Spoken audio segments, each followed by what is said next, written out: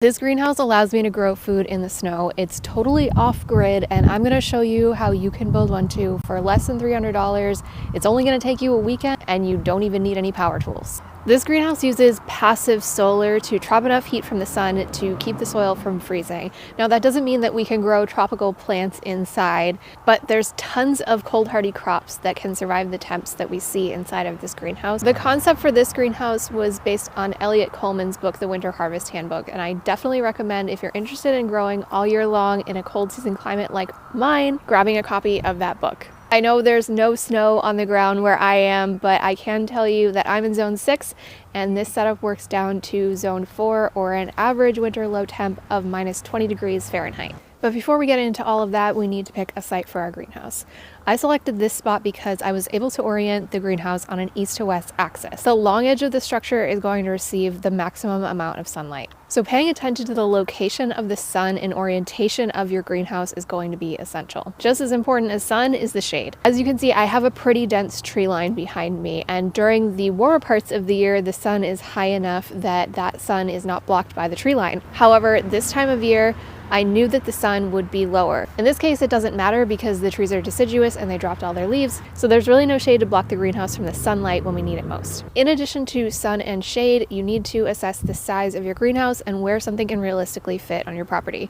Each one of the cattle panels that creates the skeleton of our frame is about 4 feet wide and 16 feet long, which creates a ceiling height of about 7 feet and a width of about 7 feet. You could do one panel, you could do 3 like I did, or you could do 17. It doesn't matter. It just depends on how much space you have. It's not quite as simple as constructing a plastic shell and just throwing some plants in the ground. There's some things going on inside that I'll tell you about in a minute that make this process work. The supplies you need to build a greenhouse like this are fairly basic, but there's a couple little things that you need to keep in mind to make sure that you're getting something that's going to last you multiple seasons. The very first thing we need is some steel rebar. I have 4-foot steel rebar that is hammered into all 4 corners of my frame structure. We're also going to be using some wood baseboard. Those need to be the same length as your structure and about 6 inches tall. We need our cattle panel and enough 6mm UV stabilized greenhouse plastic to cover that exterior of the structure. Most of the time, the greenhouse plastic that you will find at a big box store is not UV stabilized, and it will break down after less than a season.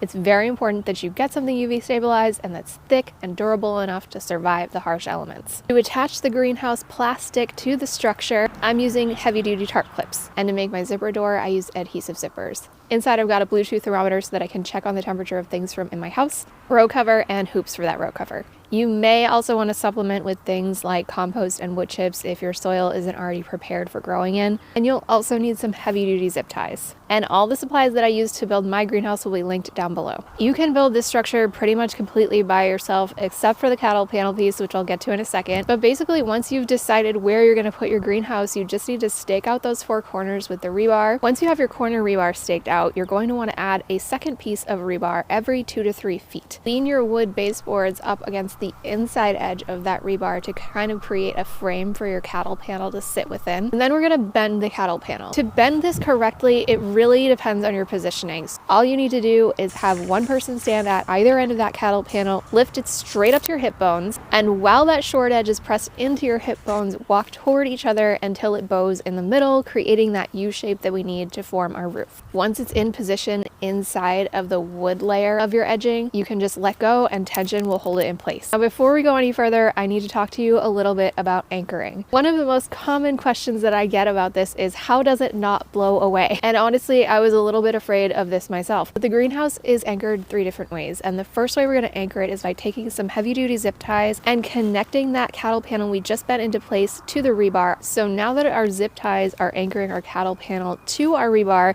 we can move on to the next step, which is taking even more of these heavy-duty zip ties, connect the cattle panel that's adjacent to each other so that they're all one continuous piece. Our cattle panel connected and secure, we can add our greenhouse plastic. Measuring and cutting this out can be kind of a pain, but if you are careful with your measurements, you shouldn't have any trouble at all. Just create a giant rectangle for that big piece that covers over the cattle panel arch, and then we'll create 2 separate squares for the door sides. I found it really helpful to use my tarp clips in this instant to keep the first big piece anchored in place while I was getting the end pieces done. And there's really no reason to go to the effort of cutting these into a perfect arch shape to fill the center. You can just shove that excess plastic up underneath the first layer of plastic and it'll be totally fine. My tarp clips are positioned about 10 to 12 inches apart. You could definitely do them closer than this because this is an entry point for a lot of wind to get inside of the hoop house if you're not careful, which can cause it to turn into a sail. Once you have everything tight and in place,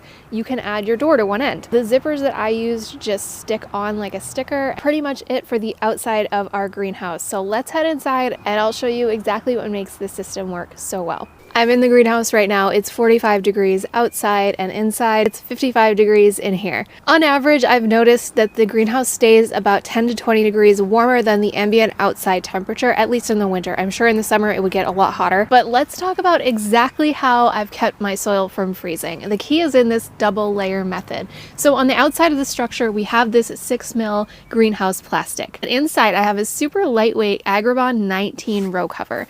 And it's super important that you're using something very thin in here to allow enough light transmission for the plants to actually continue to grow. It's just enough extra insulation that it keeps my soil from freezing. And just in case you thought I would be super limited in what types of plants I could actually successfully grow in this greenhouse all winter long, you'd be wrong. I have about 20 different types of plants in here, and they're not just greens. If you want a copy of the full list of everything that I'm growing in here, it's actually inside of my free ebook where I go into step-by-step exactly how I built this.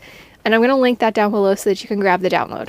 We talked about anchoring the greenhouse to the rebar, but there's 2 other ways that I anchored the greenhouse. The first one is that the long edge of the greenhouse plastic is actually buried in a trench about a foot down into the ground. My short ends, I've weighed them down with rocks and grow bags so that basically no wind can get up inside and carry this thing away. Just doing these 3 basic anchoring steps, the greenhouse has survived sustained 60-mile-per-hour winds on multiple occasions. Now, there are a couple of things that I wish I had done differently and things that I would change if I was starting over. First of all, I had a huge problem with slugs, snails, earwigs, and rats, and I have a whole post going into rodent prevention in the greenhouse.